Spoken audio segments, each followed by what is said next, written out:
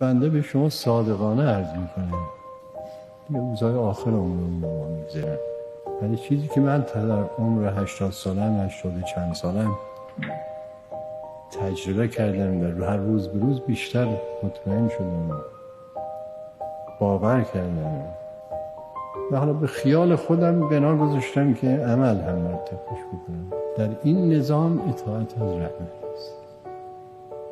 من بی اطلاع از تاریخ اسلام، از معارف قرآن، از فرمایشات اهل بیت، از روایات، از داستان‌ها، سیره علما اینا نیستم. بعد از ائمه اطهار سلام الله علیهم اجمعین تا اونجایی که من اطلاع دارم یادم میاد در طول تاریخ اسلام ما رهبری به این جامعیت نداشتیم.